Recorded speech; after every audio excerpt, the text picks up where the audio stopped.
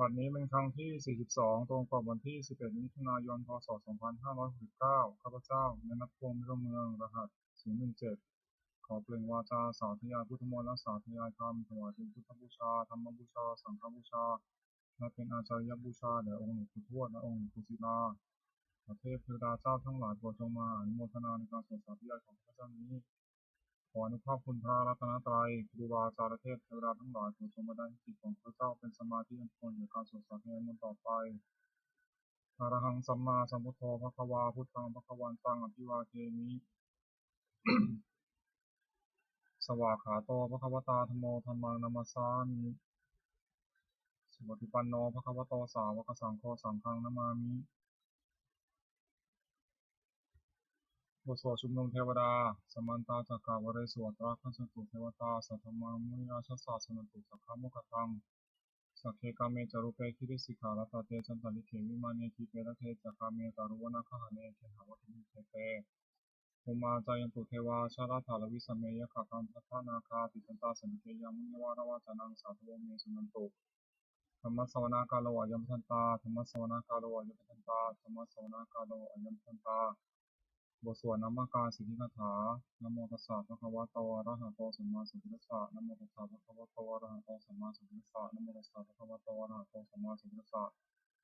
บทสวดสัจจกิริยาคาถานาทิเมสารนังอัญญังพุทธเมสารนังวรังเอเตนะสัจจวัชเชนะสุทิเมหุสัพพทา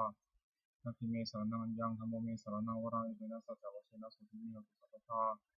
นาทิเมสารนังอัญญังสังโฆเมสารนังวรังเอเตนะสัจจวัชเชนะสุทิเมหุสัพพทาบทสวดมหาสมัยสูตรเนวเมสุตังเอกังสมยังภควาสักเกสุวิหารติสัพพิตวตุสมิงหาวเนมหาตาภิกขุสังฆนะสัพพิมัจจมัตถิภิกขุสัพเพหิสัพเพเนวะอรหันเตหิทัสสหิจาโตกัสสะตุหิเทวตาเยตุยินะสันนิทิตังโหติภควันตังทัสสัญญาภิกขุสังฆะนาตโกจตุนังสุทาวาสกายิกายังเทวานังอิตันทะโหติยังโกภควาสักเกสุวิหารติสัพพิตวตุสมิงหาวเนมหาตาภิกขุสังฆนะสัพพิมัจจมัตถิภิกขุสัพเพหิสัพเพเนวะอรหันเตหิทัสสหิจาโตกัสสะตุหิเทวตาเยตุยินะสันนิทิตังโหติภควันตังทัสสัญญาภิกขุสังฆะ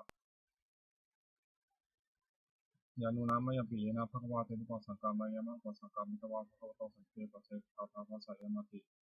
อัตโขตาเทวตาสายคาปินามาพลวาปุริโสสัมมาชิตังวาพหังมุสาริยาภาษาตังวาพหังสัมเชเอวเมวะสุทาวาสุสุเสวสุตระนิตาภควโตภควโตปัตุระหังสุ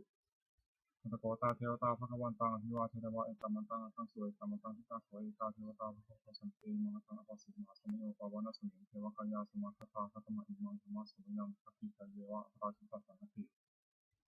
อัตโขอปราเทวตาภควโตสันเกยิมังทังอภัสสิตตาภควสมาทังสุจิตังอัตโนชุกามุตังสุสาเทวะเนตานิกาหิตวาอินทิยานินักขันติตังทิตาติ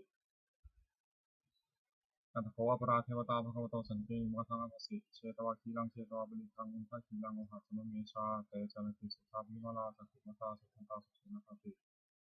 อัตโขอปราเทวตาภควโตสันเกยิมังทังอภัสสิเยติพุทธังสรณังคตาเสนเตตมิสติอปายภูมิปัญญามนุสังขยังเทวกายังบริโภคสันติ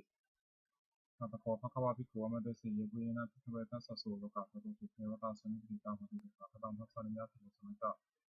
เยปิเตภิกขเวเหสงทิตามัทนังอัตถันโตสัมมาสัมพุทธาเตสัพพิภควันตานังเอตปรมาเยวะเทวตาสนิทิตาเยเสนิสัยสัพพิเรนะเอตระหิเยปิเตภิกขเวภวิสันติอนาคตามัทนังอรหันโตสัมมาสัมพุทธาเตสัพพิภควันตานังเอตปรมาเยวะเทวตาสนิทิตาภวิสันติสัพพิเรนะเอตระหินาจิติสัมมิภิกขเวเทวะกายนังนามานิจิตายิสัมมิภิกขเวเทวะกายนังนามานิเจติสัมมิภิกขเวเทวะกายนังนามานิตังสุนันตาสัพพะมนัสสิโตสัพพะสิสัมมิภิเยวัมเตติโกเตติโกภควโตปัจจุตุภวาอิตตะโมตะสิโลกามนุกัสสามิยถาภุมาตถาสิตาเยสิตาคิข้าพลังปฏิตตาสมาหิตาปุถุสิหาวสันนินาโรมหังสามสันติโตอัตตาตัมมัสสะสุทาวิปัสสนามนาวิลาภิโยปัจจติเตยะทวามเนตปิตวัสเวตโตอามนิสัทธาสาวเกปัสสเนระเตเทวกายาภิกตาเตวิชาตาภิกขโวเตจาตตัมมะกรุงสิตวามุสาสสนังเตจาปะตุระหุเวนังอมุสารังสนังอเปเกสตามัทะคงสหัสสังอัตตาสุตริงสตังเอเกสาสานังอมุสานัมมัสสุนติเกนะกัปปะคงวิสาสัพพันธิตาหุงจันจัสสะพังอภิเนยาวะวัคคิตวานาจตุมาตตวามันนิอามันตยิสัทธาสาวเกสัสเนระเตเทวกายาภิกตาเตวิชาตาภิกขโวโยหังคิตายิสัมมิทิระหิอนุปปิโส สัตตสหัสสาวิขาภูมากบิลวัตวายทิมันโตสุริมันโตวันนวันโตยิสัสสิโนมัทมนาภิกขัมภิกขุนังสิโนนังแต่สหัสสาหิโมวตายขานันโตนิโนทิมันโตสุริมันโตวันนวันโตยิสัสสิโนมัทมนาภิกขัมภิกขุนังสิโนนังสัตตกิราติสหัสสายขานันโตนิโนทิมันโตสุริมันโตวันนวันโตยิสัสสิโนมัทมนาภิกขัมภิกขุนังสิโนนังอิเจเตโสรัสสหัสสายขานันโตนิโนทิมันโตสุริมันโตวันนวันโตยิสัสสิโนมัทมนาภิกขัมภิกขุนังสิโนนังเวสามิตาปัญจสภายขานันโตนิโนทิมันโตสุริมันโตวันนวันโตยิสัสสิโนมัทมนาภิกขัมภิกขุนังสิโนนังคุณพิโรราชาขันโกวิโกสานิเวสนังพิโยนังสัตตสังสารยักขานังวิรุปัสสติคุณพิโรราชาขันโกสัตตสังสารนิโมนังปุริมันจัตทิสังราชาทัตตะโถภาษาสติกันทัพนาธิปติมหาราชายสัตติโสภุตติตัสสะภาโวอิทิมนามหาภลาธิมโตสุติมโตวันนวันโตยิสัสสิโนมัทมนาภิกขัมภิกขุนังสิโมนังทักขินันจัตทิสังราชาวิรุณโหทัปปัสสติกุมภนาธิปติมหาราชายสัตติโสภุตติตัสสะภาโวอิทิมนามหาภลาธิมโตสุติมโตวันนวันโตยิสัสสิโนมัทมนาภิกขัมภิกขุนังสิโมนังปัจฉิมาจากทิสาราชาลูกประกอบสัสดินาธนาธิปติมหาราชายิสัสสิโสติกติกาภาโวยธรรมนามหาภาลาธิมโตชุติมโตวันนวันยิสัสสิโนมธรรมนาภิกรรมวันสุวรรณอิตารันจากทิสาราชากุเวโรตปาสัสดิยคณะธิปติมหาราชายิสัสสิโสติกติกาภาโวยธรรมนามหาภาลาธิมโตชุติมโตวันนวันยิสัสสิโนมธรรมนาภิกรรมวันสุวรรณกุลมาทิสังขตารัตโถทักขินาวุลหะโกปัจฉินาวุลปะโขกุเวโรกังทิสาทิตาโลเตมหาราชาสมันตาตโตทิสาทิตาลมนาอังคุสุวันเอกบิลวัตเวเตสามายาวิโนทาสาควรจัติตาสถามายาเป็นผู้เวเรผู้ชาวิภูตสหสันทโนกรรมเสกสัตติมุขันธิมุขันธิจักปนาโทปัมมัญโยจาเทวสุโตธรรมาตาริปิกัสโนกันทโพนโรอาชาชนสโพอาคูปัญจสิกขาเทวทิมโรสุริยวัชสาเอเตจันเยจราชโนกันทภาสาราชุติโมธรรมนาจิกรรมมิคุนังเสวนังนาถาคูนาภาษานาคาเวสาลาสหปัญจกาคัมภะภาษาตราคูปัญญคาสายติยมนาภาษาอาชาคุณคายสัพพิโนเอราวันโนมหานโพสัพพะสิโมนังเยนะคาราเชสหัสสาหารดิพิทัพิชาปฏิวิสุทธิจักโขหายสัตเทวนามัสสตาติตาสุปนาอิสุทธิสารมังอภัยตถานาคาราชนังสิสุปนาโตเขวมกาสิโตสันติวัสันติภวะหายันตานาคาสุปนาสารนามังสุปตังทิตาวชิระหัตถินาสุปังสุรติตาภะตาวสาวสติทินาโตยิสัสสิโนคาราคันธามาสมาอสุราธานาเวทัสสาเวปัจจิติสุจิติสาปหาโตนิติสหัสติจักสุตนาสัพพิโรสนามังสมิโตวะปนิสนาราภิสัมภะปนิสเวทิสเตสนาสิโกนังอาโปตุเทวาปฐวิจาเตชาวโยตัสสะโมรุณาวรุณาเทวาสมโมตันสัพพะเมตตากรุณาการิตาสุเทวายิสัสสิโนทัสสิเตทัสสะทากายาสัพพิโนตวิโนอิทิมัสสะพิโนตวันนวันโตยิสัสสิโนมัทธวนังธรรมสุนังเสริมังเป็นทูตเทวาสหวิจาสมาตะตุเยมาเป็นพระสุวิสัทเทวาสันธรรมโคบุรชิตาสุยสุวิสัทเทวาสุยมโคบุรชิตา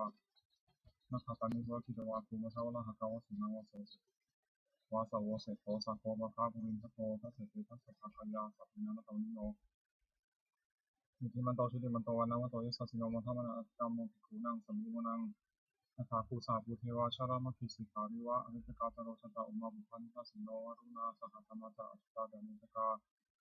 สุรยะรุจิราภูวะภูวะสาวเนสิโนทัสสิเตทัสสะภะกายาสัพเพนะตวิโนอิทิมันโตชุติมันโตวันนวันโตยิสัสสิโนมัทธวนังอัตตามโมภิกขุนังสัมมิโมนัง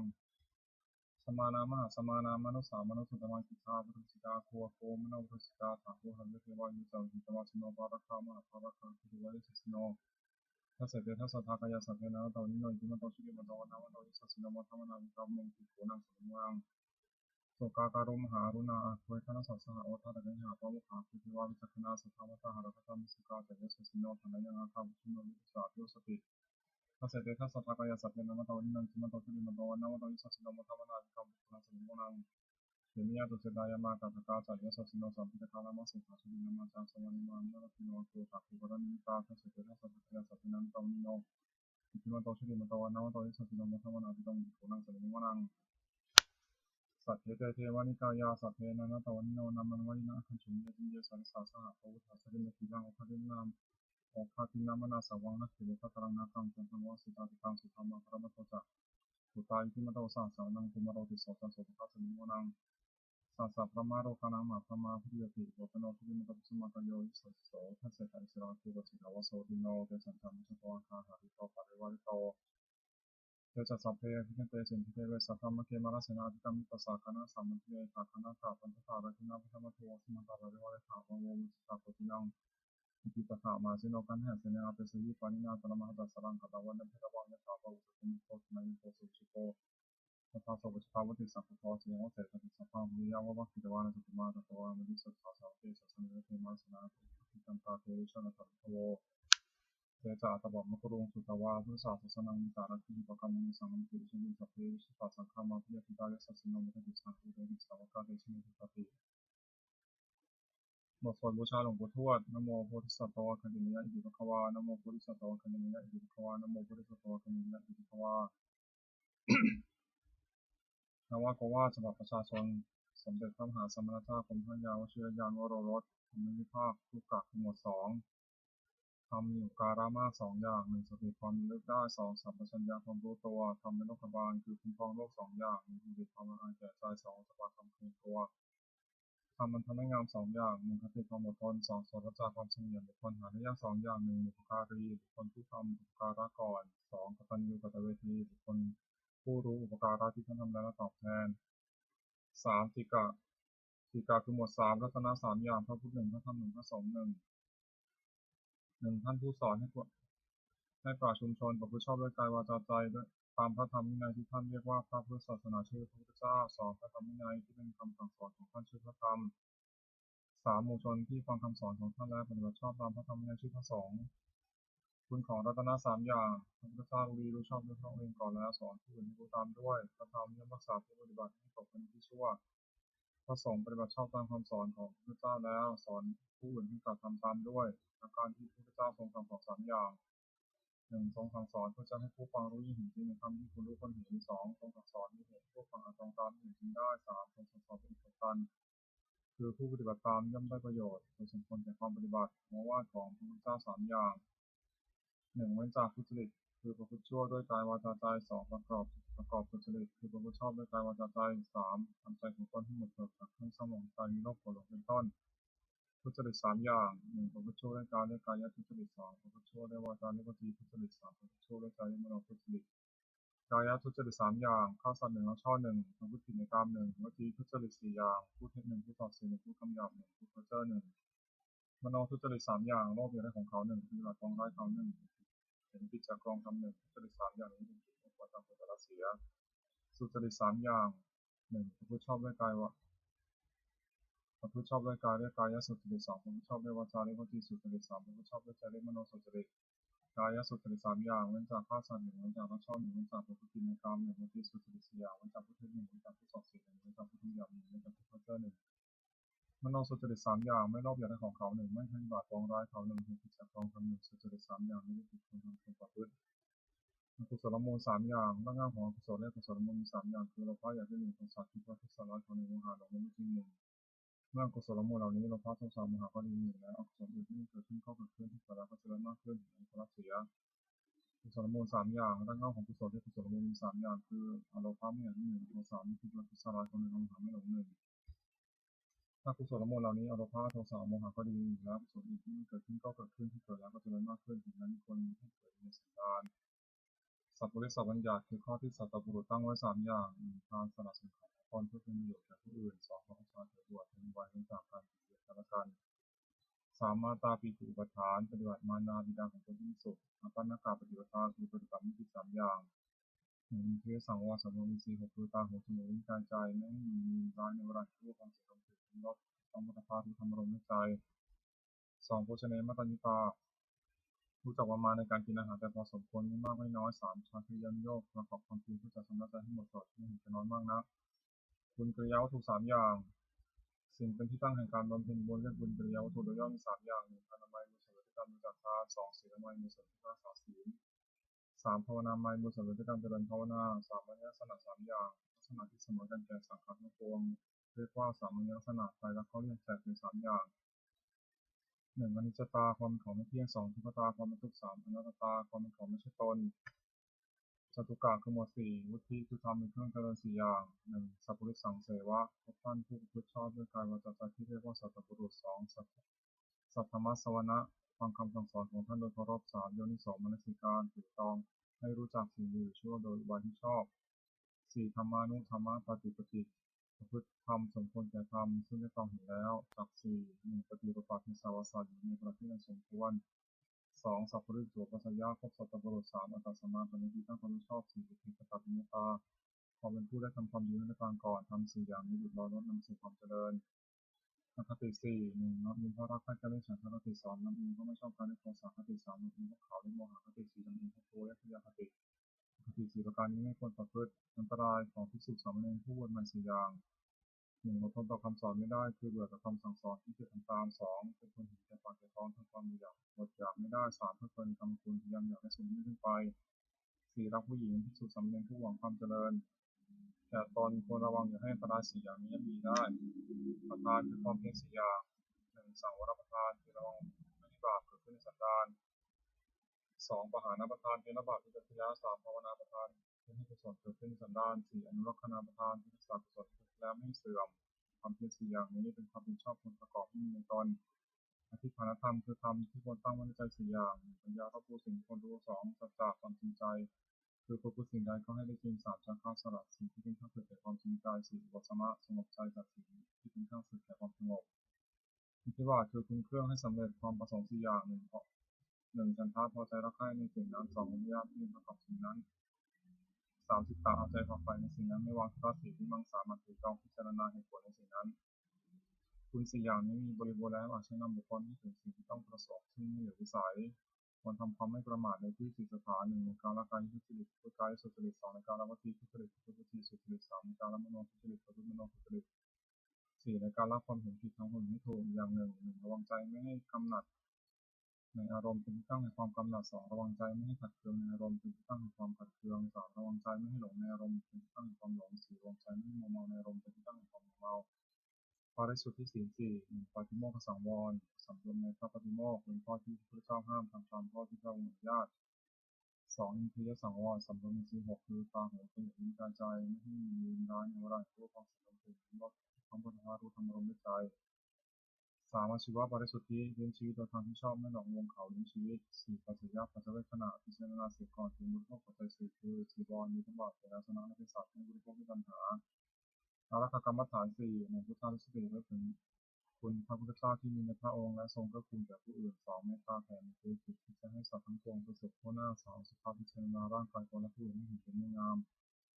มสี่มรณสตินึกถึงความตายจะมีแก่ตนกรรมฐานสี่อย่างนี้ควรเจริญเป็นนิจพรหมวิหารสี่หนึ่งเมตตาความรักใคร่ปรารถนาจะให้สุขสองกรุณาความสงสารที่ช่วยคนทุกข์สามมุทิตาความพอยินดีเมื่อผู้อื่นได้ดีสี่อุเบกขาความวางเฉยไม่ดีใจไม่เสียใจเมื่อผู้อื่นความวิบัติสี่อย่างนี้เป็นเครื่องอยู่ของผู้ใหญ่สติปัฏฐานสี่หนึ่งกายานุปัสสนาสองเวทนานุปัสสนาสามจิตานุปัสสนาสี่ธรรมานุปัสสนาสติกำหนดพิจารณากายเป็นอารมณ์ว่ากายมีสังขารไม่ใช่สัตว์บุคคลเราเขาเรียกกายานุปัสสนาสติกำหนดพิจารณาเวทนาคือสุขทุกข์ไม่ทุกข์ไม่สุขเป็นอารมณ์ว่าเวทนานี้ก็สักว่าเวทนาไม่ใช่สัตว์บุคคลเราเขาเรียกเวทนานุปัสสนาสติกำหนดพิจารณาใจที่เศร้าหมองหรือหมองแค่เป็นอารมณ์ว่าใจมีสักว่าใจไม่ใช่สัตว์บุคคลเราเขาเรียกจิตานุปัสสนาสติกำหนดพิจารณาธรรมที่เป็นกุศลหรือกุศลที่ต้องเกิดกับใจเป็นอารมณ์ว่าธรรมนี้ก็สักว่าธรรมไม่ใช่สัตว์บุคคลเราเขาเรียกธรรมานุปัสสนาธาตุกรรมฐานสี่ธาตุสี่คือธาตุดินนี่ปฐวีธาตุธาตุน้ำนี่อาโปธาตุธาตุไฟนี่เตโชธาตุธาตุลมนี่โมโยธาตุธาตุอันใดมีลักษณะเข้มแข็งธาตุนั้นเป็นปฐวีธาตุปฐวีธาตุนั้นที่เป็นภายในคือผมขนเล็บฟันหนังเนื้อกระดูกม้ามหัวใจตับผืดไตปอดเส้นใหญ่เส้นน้อยอาหารใหม่อาหารเก่าธาตุอันมีลักษณะเอิบอาบธาตุนั้นเป็นอาโปธาตุอาโปธาตุนั้นที่เป็นภายในคือดีเสลดหนองเลือดเหนียวข้นน้ำตาไฟวันน้ำลาย น้ำมูกไขข้อมูดธาตุนั้นมีลักษณะร้อนธาตุนั้นคือเตโชธาตุเตโชธาตุนี้เป็นมันคือไฟที่ต้องการให้อบอุ่นไฟที่ต้องการให้สุดโทรมไฟที่ต้องการให้กระวนกระวายไฟที่เผาอาหารให้ย่อยธาตุอันใดมีลักษณะพัดไปพัดมาธาตุนั้นเป็นวายโยธาตุวายโยธาตุนั้นที่เป็นภายในคือลมพัดขึ้นเบื้องบนลมพัดลงเบื้องต่ำลมในท้องลมในไส้ลมที่จะทำตัวลมหายใจความกำหนดพิจารณากายนี้ให้เห็นเป็นแต่เพียงธาตุสี่คือดินน้ำไฟลมประชุมกันอยู่ไม่ใช่เราไม่ใช่ของเราเรียกว่าธาตุกรรมฐานอริยสัจสี่หนึ่งทุกข์สองสมุทัยคือเหตุที่เกิดสามนิโรธคือความดับทุกข์สี่มรรคคือข้อปฏิบัติให้ถึงความดับทุกข์ความไม่สบายกายไม่สบายใจชื่อว่าทุกข์เพราะของทนได้ยากปัญหาคือความทะยานอยากไม่ชื่อว่าสมุทัยเพราะเป็นเหตุให้ทุกข์เกิดปัญหานั้นมีประเภททั้งสามคือปัญหาความอยากมีอารมณ์ที่น่ารักใคร่เรียกว่ากรรมตัณหาอย่างหนึ่งปัญหาความอยากเป็นโน่นเป็นนี่เรียกว่าภาวะตัณหาอย่างหนึ่งปัญหาความอยากไม่เป็นโน่นเป็นนี่เรียกว่าวิภาวะตัณหาอย่างหนึ่งความดับปัญหาได้สิ้นเชิงทุกข์ดับไปหมดชื่อว่านิโรธเพราะความดับทุกข์ ปัญญาเห็นชอบว่าสิ่งนี้ทุกข์สิ่งนี้เหตุที่ทุกข์เกิดสิ่งนี้ทางให้ถึงความดับทุกข์ไม่ชั่วมากเพราะเป็นข้อปฏิบัติให้ถึงความดับทุกข์มากนั้นมีองค์แปดประการคือปัญญาเห็นชอบหนึ่งระเบียบชอบหนึ่งเจรจาชอบหนึ่งทำการงานชอบหนึ่งเลี้ยงชีวิตชอบหนึ่งทำความดีชอบหนึ่งตั้งสติชอบหนึ่งตั้งใจชอบหนึ่งปัญจกาคือหมวดห้าอนันตริยกรรมห้าหนึ่งมาฆ่าฆ่ามารดาสองฆ่าฆ่าบิดาสามมาฆ่าฆ่าพระอรหันต์สี่โลหิตอุกบาททำร้ายพระเจ้าจนยังพระโลหิตเข้าขึ้นไปห้าสังฆเพศยังสงแต่ถึงกัน ทำให้อย่างนี้เป็นบาปเป็นหนักที่สุดห้ามสวรรค์ห้ามนิพพานตั้งอยู่ในฐานตราชีพของผู้ถือพระพุทธศาสนาห้ามไม่ให้ทำเด็ดขาดอภิหักปัจเวกห้าหนึ่งควรพิจารณาทุกวันวนว่าเรามีความแก่ธรรมดาไม่ลงเป็นความแก่ไปได้สองคนพิจารณาทุกวันวนว่าเรามีความเจ็บเป็นธรรมดาไม่ลงเป็นความเจ็บไปได้สามคนพิจารณาทุกวันวนว่าเรามีความตายเป็นธรรมดาไม่ลงเป็นความตายไปได้สี่คนพิจารณาทุกวันวนว่าเราจะต้องพัดพลาดจากของรักของเราไปทั้งสิ้นห้าคนพิจารณาทุกวันว่าเรามีกรรมของตัวเราทำดีสิ่งใดดีชั่วสิ่งชั่วเนื้อสารชาติกธรรมคือทำความกล้าหาญห้าอย่างศรัทธาเชื่อถือมีคุณเชื่อสองศีลรักษากายวาจาให้เรียบร้อยสามพระมุสจักความเป็นผู้ศึกษามากสี่วิทยาลัมภะปารบความเพียรห้าปัญญารอบรู้สิ่งที่ควรรู้องค์แห่งที่สมัยห้าอย่างหนึ่งสำรวมในพระปาริโมกข์เป็นข้อที่พระเจ้าห้ามทำตามข้อที่ทรงอนุญาตสองสำรวมอินทรีย์คือระวังตาหูจมูกลิ้นกายใจไม่ให้ยินดีได้ครอบงำได้ในเวลาเห็นรูปด้วยในตาเป็นต้นสามความไม่เป็นคนกระเริกความเป็นคนไม่กระเริกเฮฮาสี่อยู่ในเสนาสนะสงัดห้ามีความชอบที่สูหมายชนตั้งอยู่ทำห้าอย่างนี้องค์แห่งธรรมะก็คือเพื่อห้าอย่างหนึ่งแสดงธรรมไปโดยลำดับไม่ตัดและไม่ขาดความสองอ้างเหตุผลแนะนำให้ผู้ฟังเข้าใจสามตั้งใจเมตตาปรารถนาให้เป็นประโยชน์แก่ผู้ฟังสี่ไม่แสดงธรรมว่าเห็นแก่ลาภห้ามไม่แสดงธรรมต่อตนและผู้อื่นถือว่ามีความสุขสิผู้อื่นภิกษุผู้ได้ธรรมะก็คือคุณตั้งองค์ห้าอย่างนี้เป็นต้นธรรมะสวนามิสองคือสองการฟังธรรมห้าอย่างหนึ่งผู้ฟังธรรมย่อมได้ฟังสิ่งที่ไม่เคยฟังสองสิ่งนั้นที่เคยฟังแล้วแต่ไม่เข้าใจชัดย่อมเข้าใจถึงชัดสามมีความคงสงสัยเสียได้สี่ทำความเห็นถูกต้องได้ห้าจิตของผู้ฟังย่อมผ่องใสเพราะว่าคือทำเป็นกำลังห้าอย่างหนึ่งศรัทธาความเชื่อสองวิริยะความเพียรสามสติความรู้ได้สี่สมาธิความตั้งใจมั่นห้าปัญญาความรอบรู้ถึงสี่ห้าก็เรียกเพราะเป็นใหญ่ในจิตของตนนิวรณ์ห้าทำมันกั้นจิตไม่ให้บรรลุความดีเรียกว่านิวรณ์มีห้าอย่างหนึ่งพอใจรักใคร่ในอารมณ์ที่ชอบใจมีรูปเป็นต้นเรียกว่ากรรมฉันทะสองปองร้ายปฏิบัติผู้อื่นปองร้ายผู้อื่นเรียกพยาบาทสามความที่จิตหดหู่และเพลิดเพลินไม่ถึงอนิพพะสี่ทิ้งซ่อนและรำคาญเรื่องอุทิศถูกกิจจห้าดังเลไม่ตกลงได้เรื่องวิจิกิจฉาขันธ์ห้ากายกับใจนี้แบ่งออกเป็นห้ากองเรียกขันธ์ห้าหนึ่งรูปสองเวทนาสามสัญญาสี่สังขารห้าวิญญาณห้าสี่คือดินน้ำไฟลมประชุมกันเป็นการนี้เรียกว่ารูปความรู้สึกอารมณ์ว่างเป็นสุขคือสบายกายสบายใจหรือเป็นทุกข์คือไม่สบายกายไม่สบายใจหรือเฉยๆคือไม่ทุกข์ไม่สุขเรียกว่าเวทนาความจำได้ไม่รู้คือจำรูปเสียงกลิ่นรสโผฏฐัพพะอารมณ์ที่เกิดกับใจได้เรียกว่าสัญญาเจริญจิตธรรมคืออารมณ์ที่เกิดกับใจในส่วนนี้ด้วยกุศลในส่วนชั่วไม่อกุศลในส่วนกลางๆไม่ดีไม่ชั่วอัพยากฤิเรียกว่าสังขารความรู้อารมณ์ในเวลาเมื่อรูปมากระทบตาเป็นต้นเรียกว่าวิญญาณขันธ์ห้านี้ย่อมเรียกว่านามรูปเวทนาสัญญาสังขารวิญญาณรวมเข้าเป็นนามรูปคงเป็นรูปสักกะสมุทหกคารวะหกอย่างความเอื้อเฟื้อในพระพุทธเจ้าหนึ่งในพระธรรมหนึ่งในพระสงฆ์หนึ่งในความศึกษาหนึ่งในความไม่ประมาทหนึ่งในปฏิสัมภาสคือต้อนรับประสัยหนึ่งที่สุดของธรรมคารวะหกประการนี้สารณียธรรมหกอย่างธรรมที่เป็นธรรมเป็นที่ตั้งแห่งความให้ระลึกถึงเรียกสารณียธรรมมีหกอย่างคือหนึ่งความที่ตั้งใจในการประกอบด้วยเมตตาในเพื่อนที่สุดสามเณรต่อหน้าและรับหลังคือช่วยคนฝ่ายธุระของคนกันด้วยกายมีปฏิบัติสุขในต้นด้วยจิตเมตตาสองเขาไปตั้งวจีกรรมประกอบด้วยเมตตาในเพื่อนที่สุดสามเณรทั้งต่อหน้าและรับหลังคือช่วยคนฝ่ายธุระของคนกันด้วยวาจาเช่นกล่าวสอนต้นด้วยจิตเมตตาสามเขาไปตั้งมโนกรรมประกอบด้วยเมตตาในเพื่อนที่สุดสามเณรทั้งต่อหน้าและรับหลังคือคิดแต่สิ่งที่เป็นประโยชน์เพื่อนกันสี่แบ่งปันลาภที่ตนได้มาแล้วโดยชอบธรรมให้แก่เพื่อนที่สุดสามเณรไม่ห่วงไว้บริโภคสมบูรณ์ผู้เดียวห้ารักษาศีลบริสุทธิ์เสมอกันกับเพื่อนที่สุดสามเณรอื่นๆไม่ทำตนให้เป็นที่รังเกียจของผู้อื่นหกมีความเห็นร่วมกันกับพิสุทธิสามเณรอื่นๆไม่ว่ากับใครๆพร้อมมีความเห็นผิดกันทำหกอย่างนี้ทำผู้ประพฤติให้เป็นที่รักที่เคารพของผู้อื่นเป็นไปด้วยความสมรองกันและกันเป็นไปด้วยความไม่วิวาทกันและกันเป็นไปด้วยความจริงเดียวกันอายตนะภายในหกตาหูจมูกลิ้นกายใจอินทรีย์หกก็เรียกอายตนะภายนอกหกรูปเสียงกลิ่นรสโผฏฐัพพะคืออารมณ์ที่มาถูกต้องกายธรรมคืออารมณ์ที่เกิดกับใจอารมณ์หกก็เรียกวิญญาณหกอาศัยรูปกระทบตาเกิดความรู้ขึ้นในจักรวิญญาณอาศัยเสียงกระทบหูเกิดความรู้ขึ้นในโสตวิญญาณอาศัยกลิ่นกระทบจมูกเกิดความรู้ขึ้นในคณวิญญาณอาศัยรสกระทบลิ้นเกิดความรู้ขึ้นในชิวหวิญญาณอาศัยโผฏฐัพพะกระทบตาเกิดความรู้ขึ้นในกายวิญญาณอาศัยธรรมเกิดกับใจเกิดความรู้ขึ้นในมโนวิญญาณ สัมผัสหกอายตนะภายในมีตาเป็นต้นอายตนะภายนอกมีรูปเป็นต้นวิญญาณมีจักรวิญญาณเป็นต้นการในสัมผัสมีผู้ตามอายตนะภายในทั้งหกคือจักขุสัมผัสโสตสัมผัสคานสัมผัสชิวหาสัมผัสกายสัมผัสมโนสัมผัสเวทนาหกสัมผัสนั้นถึงปัจจัยให้เกิดเวทนาเป็นสุขบ้างทุกข์บ้างไม่ทุกข์ไม่สุขบ้างมีชื่อตามอายตนะภายในเป็นหกคือจักขุสัมผัสชาเวทนาโสตสัมผัสชาเวทนาคานสัมผัสชาเวทนาชิวหาสัมผัสชาเวทนากายสัมผัสชาเวทนามโนสัมผัสชาเวทนาธาตุหกหนึ่งปฏิวิภาคที่ธาตุดินสองอภิภาคที่ธาตุน้ำสามเตโชธาตุที่ธาตุไฟสี่วายธาตุที่ธาตุลมห้าอากาศธาตุคือช่องว่างมีกายหกมีนามธาตุคือความรู้อะไรได้สัตตกะคือหมวดเจ็ดอปาริหานิยธรรมเจ็ดอย่างทำให้เป็นที่ตั้งความเสื่อมเป็นไปทุกความเจริญฝ่ายเดียวชื่อว่าอปาริหานิยธรรมเจ็ดอย่างคือหนึ่งประชุมกันหนึ่งสองเมื่อประชุมก็พร้อมเป็นประชุมเมื่อประชุมก็พร้อมเป็นเลิกแต่ความเพียรช่วยกันทำที่สองจะต้องทำสามไม่บัญญัติสิ่งที่พระเจ้าไม่บัญญัติขึ้นไม่ถอนสิ่งที่พระองค์ทรงบัญญัติไว้แล้วสมาธิศึกษาอยู่ในสิกขาบทตามที่พระองค์ทรงบัญญัติไว้สี่ภิกษุเราใดเป็นผู้ใหญ่เป็นประธานในสงฆ์เคารพนับถือภิกษุเหล่านั้นเชื่อฟังคำของท่านห้าไม่ร่วมนับถือความอยากที่เกิดขึ้นหกมีในสนาสนะป่าเจ็ดตั้งใจอยู่ว่าเพื่อภิกษุสามเณรซึ่งเป็นผู้มีศีลซึ่งไม่มีส่วนอาวาสถอนมาที่ไม่ได้บริสุทธิ์ทำเจ็ดอย่างนี้ตั้งอยู่ในที่ใดที่นั้นไม่มีความเสื่อมเลยมีแต่ความเจริญฝ่ายเดียวอริยทรัพย์เจ็ดทรัพย์คือคุณที่ทรัพย์คือคุณความดีที่มีในสันดานอย่างประเสริฐนี่อริยทรัพย์มีเจ็ดอย่างคือหนึ่งศรัทธาเชื่อถือควรเชื่อสองศีลรักษากายวาจาให้เรียบร้อยสามหยุดความละอายต่อบาปทุจริตสี่โอตปะสำรวมตัวต่อบาปห้าทำผิดสัจจะของมงคลได้ยินได้ฟังมามากคือจำทรงธรรมและรู้ศิลปะวิทยามากหกจาระสละให้ปานสิ่งของตนกับคนทุกคนให้ปานเจ็ดปัญญารอบรู้สิ่งที่เป็นประโยชน์และไม่เป็นประโยชน์สัพพุริสธรรมเจ็ดอย่างคำของสัพพุรุษเรียกสัพพุริธรรมเจ็ดอย่างหนึ่งธรรมยุตาคนผู้รู้จักเหตุเช่นรู้จักว่าสิ่งนี้เป็นเหตุสุขสิ่งนี้เป็นเหตุทุกข์สองอัตถัญญุตาคนผู้รู้จักผลที่รู้จักว่าสุขเป็นผลอย่างนี้ทุกข์เป็นผลอย่างนี้สามอัตตัญญุตาคนผู้รู้จักตนว่าเราว่าโดยชาติตระกูลยศศักดิ์สมบัติบริวารความรู้และคุณธรรมดีทั้งนี้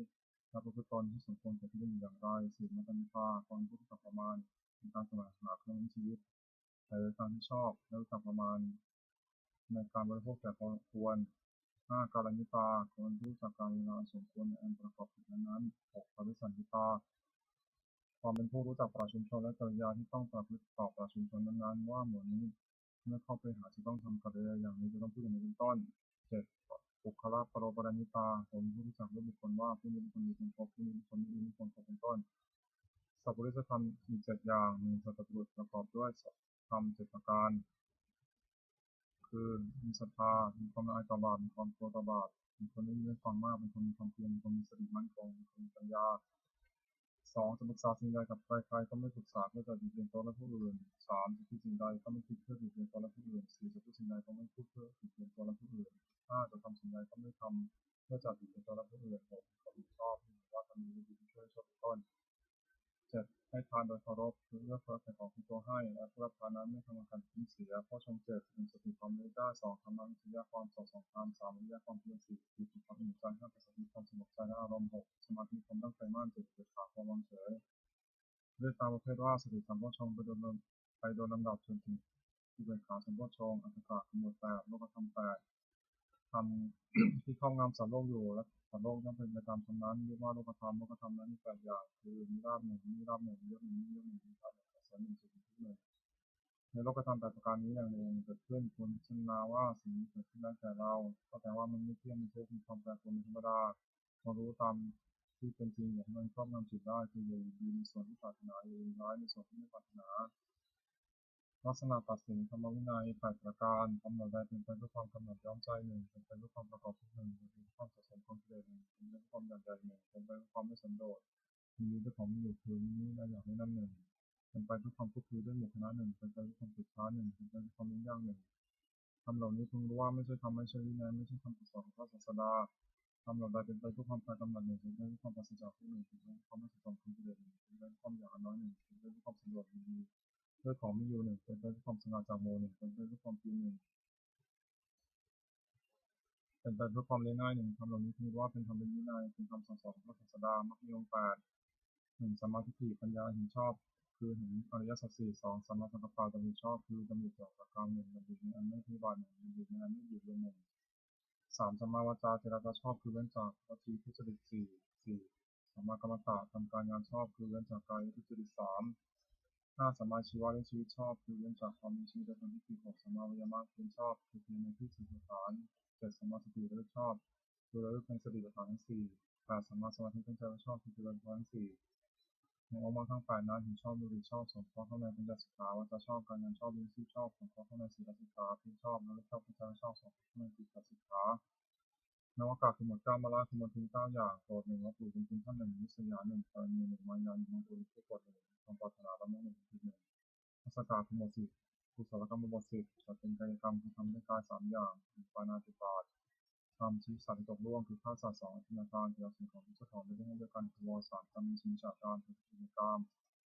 จัดเป็นวจีกรรมคือทำด้วยวาจา4อย่าง4มิจฉาวาทพูดเท็จ5ปิศนาวาจาพูดส่อเสียด6อรุษาวาจาพูดคำหยาบ7สัมภัปปราปะพูดเพ้อเจ้อจัดเป็นมโนกรรมคือทำด้วยใจ3อย่าง8อภิชาโลภอยากเป็นของเขา9พยาบาทปองร้ายเขา10ปีศาจ4ปีศาจทองคำ10อย่างนี้เป็นทั้งหมดไม่ควรดำเนินกุศลกรรมบท10จัดเป็นกายกรรม3อย่าง1ปานาติปาตาเวรมณีเว้นจากทำชี้สัตว์ตกล่วง2อธินาทนาเวรมณีเว้นจากสิ่งของที่ของไม่ได้ให้ด้วยกันขโมย3กาเมสุมิจฉาจาราเวรมณีเว้นจากบุพเพกาม4จัดเป็นพฤติกรรมคือทำด้วยวาจา4อย่าง4มุสาวาทาเวรมณีเว้นจากผู้เท็จ5ปิสุนยาวาจายาเวรมณีเว้นจากผู้ส่อเสียด6พรุสยาวาจายาเวรมณีเว้นจากผู้คำหยาบ7สัมภัปปราปาเวรมณีเว้นจากผู้เพ้อเจ้อจัดเป็นมโนกรรมคือทำด้วยใจ3อย่าง8อนัตติชาไม่โลภในเรื่องของเขา9อภิบาทไม่พยาบาทปองร้ายเขา10สัมมาทิฏฐิที่ชอบตามกองธรรม10อย่างนี้เป็นทางบุญควรดำเนินบุญจริยวัตถุ10อย่าง1อนามัยมีส่วนในการบริจาคทาน2ศีลอนามัยมีส่วนในการรักษาศีล3ภาวนามัยมีส่วนในการเจริญภาวนา4อโภชนามัยมีส่วนในการประพฤติถ่อมตนแก่ผู้ใหญ่5วิยาวัจจะมัยมีส่วนในการเพื่อผลปล่อยในที่ชอบ6ปฏิภาณามัยมีส่วนในการให้ส่วนบุญ7ปัตตานุโมทนามัยมีส่วนในการอนุโมทนาส่วนบุญ8ธรรมสวนัยมีส่วนในการฟังธรรม9ธรรมะทิศนามัยมีส่วนในการแสดงธรรม10ทิฏฐิกรรมการทำความเห็นตรงทำที่บรรพชิตคนพิจารณาในเมือง10อย่าง1บรรพชิตคนพิจารณาในเมืองว่าแบบนี้เราไม่ใช่จากเพื่อหัดแต่อาการกิริยาใดๆของสมณะเราต้องทำอาการกิริยานั้นๆ2บรรพชิตคนพิจารณาในเมืองว่าความเป็นชีพของเราในเมื่อผู้อื่นเราควรเป็นคนของ่าย3บรรพชิตคนพิจารณาในเมืองว่าการกายวาจาอย่างอื่นที่เราจะต้องทำให้ดีขึ้นไปกว่านี้ยังมีอยู่ไม่ใช่เพียงเท่านี้4บรรพชิตคนพิจารณาในเมืองว่าตัวเราเองติเตียนตัวของเราเองโดยสิ่งนั้นหรือไม่5บรรพชิตคนพิจารณาในเมืองว่าผู้ให้ผลแล้วติเตียนเราโดยสิ่งนั้นหรือไม่6บรรพชิตคนพิจารณาในเมืองว่าเราต้องพัฒนาแต่ความของชอบใจทั้งนั้น7บรรพชิตคนพิจารณาในเมืองว่าเรามีกรรมเป็นของตัวเราทำดีจากไม่ดีเป็นผู้ชั่ว8บรรพชิตคนพิจารณาในเมืองว่าวันคืนล่วงไปแบบนี้เราทำอะไรอยู่9บรรพชิตคนพิจารณาในเมืองว่าเราอยู่ดีเป็นที่สงัดหรือไม่10บรรพชิตคนพิจารณาในเมืองว่าคุณวิเศษของเรามีอยู่หรือไม่ที่จะให้เราไม่เป็นผู้เก้อเขินในเวลาเพื่อนมนุษย์ถามในการภายหลังถ้าถากรณธรรมคือทำที่เพื่อ10อย่าง1ศีลรักษากายวาจาให้เรียบร้อย2ทำสัจจะความเป็นผู้ได้สลับสัตว์ฟังมาก3กัลยาณมิตรตาความเป็นผู้มีเพื่อนดีงาม4สวัสดิตาความเป็นผู้ว่าง่ายสอนง่าย5กินกันมีสุขตาความขยันเอาใจใส่ในกิจวัตรของเพื่อนที่สุดสำเนียง6ธรรมะกรรมตาความใคร่ในธรรมที่ชอบ7วิริยะเพียรเพื่อจากละความชั่วประพฤติความดี8สันโดษมีดีด้วยพระนุ่งผ้าห่มอาหารที่นอนที่นั่งและยาละตามมีตามได้9สติทำการที่ทำและคำที่พูดแล้วแม้นานได้10ปัญญารอบรู้ต้องสังขารทำจริงอย่างไรคาถาวัตถุที่ถ้อยคำที่ควรพูด10อย่าง1อภิชคาถาถ้อยคำที่ชักนำให้มีความปรารถนาน้อย2สันตุติคาถาถ้อยคำที่ชักนำให้สันโดษยินดีด้วยปัจจัยตามมีตามได้3ต่อวิเวกคาถาถ้อยคำที่ชักนำให้สงัดกายสงัดใจ4อสังสักขคาถาถ้อยคำที่ชักนำให้รักคนไม่โม5วิริยากัมภคาถาถ้อยคำที่ชักนำให้ปรารบความเพียร6ศีลคาถาถ้อยคำที่ชักนำให้ตั้งอยู่ในศีล7สมาธิคาถาถ้อยคำที่ชักนำให้ทำใจให้สงบ8ปัญญาคาถาถ้อยคำที่ชักนำให้เกิดปัญญา9วิมุตติคาถาถ้อยคำที่ชักนำให้ทำใจให้พ้นจากกิเลส10วิมุตติญาณทัศนคาถาถ้อยคำที่ชักนำให้เกิดความรู้ความเห็นในความที่ใจพ้นจากกิเลสอนุสติคืออารมณ์พลติ10ประการ1พุทธานุสติระลึกถึงคุณของพระพุทธเจ้า2ธรรมานุสติระลึกถึงคุณของพระธรรม3สังฆานุสติ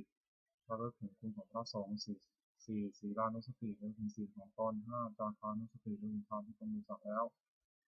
6เทวตานุสติระลึกถึงคุณธ ำให้บุคคลเป็นเทวดา 7. มรณสติระลึกถึงความตายที่จะมาถึงตน 8. กายคตาสติระลึกถึงระลึกทั่วไปในกายให้เห็นว่าไม่งามน่าเกลียดโสโครก 9. อานาปานสติตั้งสติกำหนดลมหายใจเข้าออก 10. อุปสมานุสติระลึกถึงคุณพระนิพพาน 10. เป็นที่ระงับกองกิเลสและกองทุกข์ปกิณกะคือหมดกิเลสกิเลสคือโทษเครื่องเศร้าหมอง16 อย่าง 1. อภิชฌาวิสมาโลภะละโมบไม่สม่ำเสมอคือความเพ่งเล็ง 2. โทสะร้ายกาจ 3. โทสะโกรธ 4. ปานะหะถูกโกรธไว้ 5. มัคคะยกตัวทิ้งท่าน 6. ปราศะตีเสมอคือยกตัวทิ้งท่าน 7. อิสสาริษยาเห็นเขาได้ดีทนอยู่ไม่ได้ 8. มัจฉริยะตระหนี่ 9. มัญญาคือต้นได้10. สัพพยะโอ้อวด11. สัมภะอวดดื้อ 12. สารัมภะแข่งดี 13. มานะถือตัว 14. อภิมานะถึงท่าน 15. ไม่ทำมุมา 16. กุมารทะเลิศผู้ที่ปฏิยธรรม37 ประการ สติปัฏฐาน 4 สัมมาปัฏฐาน 4 อิทธิบาท 4 อินทรีย์ 5 พละ 5 โพชฌงค์ 7 มรรคมีองค์ 8 ที่หีปฏิบัติจตุกะกรรมกิเลสคือกรรมเครื่องสมอง4 อย่าง 1. ปาณาติบาตทำชีวิตสัตว์ตกล่วง 2. จินตนาการถึงสิ่งของที่เจ้าของไม่ได้ให้ด้วยการขโมย 3. การมีมิจฉาจารประพฤติผิดกรรม 4. มุสาวาทพูดเท็จกรรม4 อย่างนี้นักปราชญ์ไม่สรรเสริญเลยอบายมุขคือเหตุเครื่องชิบหาย4 อย่าง 1. ความเป็นนักเลงหญิง 2. ความเป็นนักเลงสุรา 3. ความเป็นนักเลงเล่นการพนัน 4. ความเป็นคนชั่วเป็นมิตรข้อ 4 ประการนี้มีผลประกอบทิฏฐิคำนิกถาประโยชน์คือประโยชน์ในปัจจุบัน4 อย่าง 1. ฐานะสัมปทาถึงความไม่ความหมั่นในการประกอบกิจเรื่องนี้ชีวิตก็ดีในการศึกษาเรียนก็ดีในการทำธุระหน้าที่ของตนก็ดี 2. อารักขาสัมปทาถึงความด้วยการรักษาคือรักษาทรัพย์ที่แสวงหามาได้ด้วยความหมั่นไม่ให้เป็นอันตรายก็ดีรักษาการเงินถึงตัวไม่เสื่อมเสียก็ดี 3. กัลยาณมิตรตาความมีเพื่อนเป็นคนดีไม่คบคนชั่ว 4. สมาชีวิตาความมีชีวิตตามสมควรแก่กำลังทรัพย์ที่หาได้ไม่ให้ฝืดเคืองนักไม่ให้เกรงไฟนักสัมปรายิกถประโยชน์คือประโยชน์ภายหน้า4 อย่าง 1. ศรัทธาสัมปทาถึงความไม่ศรัทธาคือเชื่อถือในคนเชื่อเช่นเชื่อว่าทำดีดีเพื่อโชคเป็นต้น 2. ศีลสัมปทาถึงความไม่ศีลคือรักษากายวาจาด้วยตัวดีไม่มีโทษ 3. จาคะสัมปทาถึงความไม่การบริจาคทานเป็นการเสด็จสุขให้แก่ผู้อื่น 4. ปัญญาสัมปทาถึงความไม่ปัญญารู้จักบาปบุญคุณโทษประโยชน์ไม่ใช่ประโยชน์เป็นต้นมิตรปฏิรูปคือคนเทียมมิตร4 จำพวก 1. คนปอกล้อ 2. คนที่จะพูด 3. คนหัวกระจบ 4. คนชักชวนในทางที่หายคน4แต่พวกนี้ไม่ใช่มิตรแต่เป็นคนที่มิตรไม่คนคบคนปอก 1. คนปอกล้อมีลักษณะ 4. 1. คิดเอาแต่ได้ฝ่ายเดียว 2. เสียให้น้อยคิดเอาให้ได้มาก 3. เมื่อมีใครแก่ตัวจึงรับเอาสิทธิของเพื่อน 4. คบเพื่อนเพราะเห็นแก่ประโยชน์ของตัว 2. คนที่จะพูดมีลักษณะ 4. 1. เก็บเอาของโรงแรมมาปราศัย 2. เอาของที่มีมาปราศัย 3. สงเคราะห์ด้วยสิ่งหาประโยชน์ไม่ได้ 4. เอาปากที่ไม่ได้ 3. คนถูกประจบมีลักษณะ 4. 1. จะทำชั่วก็คอยตาม 2. จะทำดีก็คอยตาม 3. ต่อหน้าว่าสรรเสริญ 4. กำลังก็นินทา 4. คนชักชวนในทางชิบหายมีลักษณะ 4. 1. ชักชวนดื่มน้ำเมา 2. ชักชวนที่กลางคืน 3. ชักชวนให้มัวเมาในการเล่น 4. ชักชวนเล่นการพนันมิตรแท้ 4 จำพวก 1. มิตรมีอุปการะ 2. มิตรร่วมสุขร่วมทุกข์ 3. มิตรได้ประโยชน์ 4. มิตรมีความรักใคร่มิตร4 จำพวกนี้เป็นมิตรแท้ควรคบ 1. มิตรมีอุปการะมีลักษณะ 4. ป้องกันเพื่อนผู้ประมาทแล้ว 2. ป้องกันทรัพย์สมบัติของเพื่อนผู้ประมาทแล้ว 3. เมื่อมีภัยเป็นมิตรทุกคนได้ 4. เมื่อมีธุระช่วยออกทรัพย์ให้เกินกว่าที่ออกปาก 2. มีร่วมสุขร่วมทุกข์มีลักษณะ 4. 1. ขยายความลับของตนแก่เพื่อน 2. ปิดความลับของเพื่อนไม่ให้แพร่ทาย 3. ไม่ได้ทิ้งนำวิบัติ 4. ในชีวิตความสละแทนได้ 3. มีแนวประโยชน์มีลักษณะ 4. 1. ห้ามไม่ให้ทำความชั่ว 2. ให้ตั้งอยู่ในความดีแนะนำให้ตั้งอยู่ในความดี 3. ให้ฟังสิ่งที่ไม่เคยฟัง 4. บอกคำสอนให้ 4. มีความรักใคร่มีลักษณะ 4. 1. ทุกข์ทั่ว 2. สุขทั่ว 3. โทษเหตุคนอื่นที่ผิดเพี้ยนเพื่อน 4. รับฟังคนที่พูดสรรเสริญเพื่อน สังฆาวัตถุ4 อย่าง 1. ทานให้คนสิ่งของตนแก่ผู้อื่นให้ควรให้ทาน 2. ปิยวาจาเจรจาวาจาที่อ่อนหวาน 3. มัจฉริยะประพฤติสิ่งที่เป็นประโยชน์แก่ผู้อื่น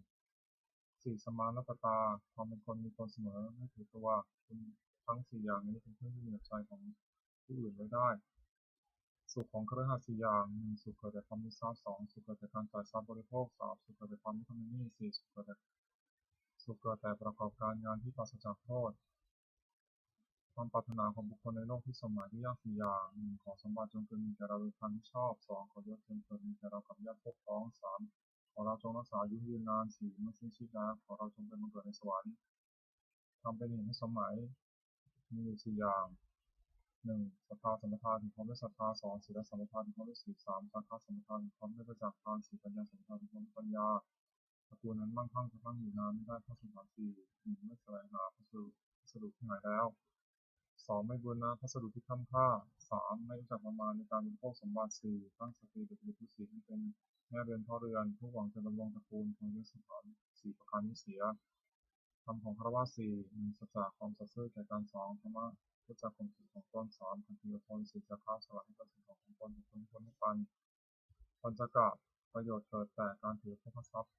ห้าอย่างแสวงหาพกทรัพย์ได้ในทางชอบแล้วหนึ่งมีตัวมารดาบิดาบุตรภรรยาบาปได้ให้ที่สุดสองเพื่อนเพื่อนฝูงให้เป็นสุขสามบำบัดอันตรายที่เกิดเหตุที่เกิดแต่เหตุต่างๆสี่ทำพึงห้าอย่างคือกอไก่ยาติตีสองข้อญาติขอไข่อธิติตีข้อรับแขกขอควายสุภาพเพตตีทำบุญอุทิศให้ผู้ตายงองูรัสตีควายเป็นหลวงมีเสียคอนต้นจอจานเทวตาพีทำบุญอุทิศให้เทวดาห้าบริจาคทานในสมณพราหมณ์ผู้มีชอบสี่ห้าหนึ่งปานาติปาตาเวรมณีเนื่องจากทำชีวิตสัตว์ตกลงไปสองอันธนาทานาเวรมณีเนื่องจากเราสิ่งของที่เจ้าของไม่ได้ให้เรื่องการขโมยสามกาเมสุมิชฌาจาราเวรมณีเนื่องจากพวกผู้มีการสี่มุสาวาทาเวรมณีเนื่องจากประเทศห้าสุราเมรยมัชฌปมาสถานาเวรมณีเนื่องจากดื่มน้ำเมาคือสุราและเมลัยอันเป็นที่ตั้งแห่งความประมาทสี่ห้าประการนี้เพื่อหัดความสัตย์นิมิจฉาวันนิจฉาคือการกระทำชอบทำทั้งอย่างหนึ่งข้าขัดขึ้นปาหาสองข้าขัดนิสสองข้าจะเป็นสัมปทาผู้เป็นอาหารสี่ค้าขายน้ำเมาห้าขายยาพิษการค้าขายห้าอย่างนี้เป็นข้อห้ามวาสกไม่ประกอบสมบัติของวาสกห้าประการประกอบด้วยศรัทธาสองมีศีลบริสุทธิ์สามไม่ถือมงคลตื่นสามคือเชื่อกรรมไม่เชื่อมงคลสี่ไม่แสวงหาถูกบุญนอกพุทธศาสนาห้าบำเพ็ญบุญแต่ในพุทธศาสนาวาสกพึงตั้งอยู่ในสมบัติห้าประการเว้นจากวิบัติห้าประการซึ่งวิปริตจากสมบัตินั้นสักกะที่หกหนึ่งปุรติมทิศที่เบื้องหน้ามารดาบิดาสองปัจฉิมทิศที่เบื้องขวาอาจารย์สามปัจฉิมทิศที่เบื้องหลังบุตรภรรยาสี่จารทิศที่เบื้องซ้ายมิตรห้าหินทิศที่เบื้องต่ำบ่าหกปุเรนทิศที่เบื้องบนสมณพราหมณ์หนึ่งปุรติมทิศที่เบื้องหน้ามารดาบิดาบุตรคุณบำรุงด้วยสถานห้าหนึ่งท่านได้ลิมาได้ลิท่านตอบสองท่านผิดของท่านสามดำรงสกุลสี่พุทธตนให้เป็นคนรับสมรดกห้าเมื่อท่านลงรับไปแล้วทำบุญอุทิศให้ท่านมารดาบิดาได้รับบุญชินแล้วและมีความบุตรในสถานห้าหนึ่งห้ามให้ทำความชั่วสองให้ตั้งอยู่ในความดีสามให้ศึกษาศิลปวิทยาสี่ทำวิทยาที่สมควรให้ห้ามอบทรัพย์ให้ในสมัยสองทัศนที่คิดต้องขวาอาจารย์สี่คุณบำรุงด้วยสถานห้าหนึ่งด้วยลุกขึ้นยืนรับสองด้วยเข้าไปยืนพอรับใช้สามไม่เชื่อฟังสี่ด้วยอุปถากห้าด้วยเรียนศิลปวิทยาโดยเคารพหกอาจารย์ได้รับบำรุงชนิดแล้วย่อมมีข้อสิบด้วยสถานห้าหนึ่งแนะนำดีสองให้เรียนดีสามบอกศิลปะให้สิ้นเชิงไม่ติดตามทางสี่ยกย่องให้ปรากฏในเพื่อนฝูงห้าทำความต้องการในที่ทั้งหลายคือจะไปที่ทางไหนก็ไม่อดอยากสามปัจฉิมที่ทั้งหลายภรรยาสามีพึงบำรุงด้วยสถานห้าหนึ่งด้วยยกย่องนับถือว่าเป็นภรรยาสองด้วยไม่ดูหมิ่นสามไม่ปรับทุดดวงใจสี่ให้มอบความเป็นใหญ่ให้ห้าด้วยให้เครื่องแต่งตัวภรรยาได้รับบำรุงชนิดแล้วย่อมมีข้อสามีด้วยสถานห้าหนึ่งจะแต่งงานดีสองสงเคราะห์คนข้างเคียงของผัวดีสามไม่ร่วมใจผัวสี่รักษาทรัพย์ที่ผัวหามาได้ไว้ห้าขยันไม่ผิดพลาดในกิจการทั้งปวงสี่อุตรที่ต้องซ้ายมีบุรุษพึงบำรุงในสถานห้าหนึ่งด้วยให้ปานสองไม่เจริญตาต้องทำให้เราสามด้วยประโยชน์สี่ด้วยความเป็นผู้มีตนเสมอห้าด้วยไม่แกล้งกล่าวให้ฆ่าแต่ความจริงมิได้รับบำรุงชนิดแล้วย่อมรู้ข้อบุรุษในสถานห้าหนึ่งรักษามิตรผู้ประมาทแล้วสองรักษาทรัพย์ของมิตรผู้ประมาทแล้วสามไม่มีใครเอาไปที่ผู้ประมาทได้สี่ไม่ละทิ้งในยามวิบัติห้านับถือตลอดถึงวงของมิตรหกห้าเหตุผลที่ต้องต่ำบ่าวนายพึงมีลงในสถานห้าหนึ่งไม่จัดการงานทำตามสมควรแก่กำลังสองด้วยให้อาหารและรางวัลสามด้วยรักษาพยาบาลในเวลาเจ็บไข้สี่ด้วยแจกของมีกาแฟตลาดให้กินห้าด้วยปล่อยในสมัยบ่าวได้รับบำรุงชีวิตแล้วย่อมรับนายด้วยสถานห้าหนึ่งขึ้นทำการเงินต่อนายสองรับการงานจากนายสามช่วยของนายให้สี่ทำการงานที่ดีขึ้นห้านำผลสำเร็จเป็นส่วนในเรื่องนั้นหกอุปเรมที่เบื้องบนสมณพราหมณ์กุลบุตรพึงบำรุงด้วยสถานห้าหนึ่งด้วยกายกรรมทำอะไรประกอบด้วยเมตตาสองด้วยวิธีการพูดอะไรประกอบด้วยเมตตาสามด้วยมโนกรรมพูดอะไรประกอบด้วยเมตตา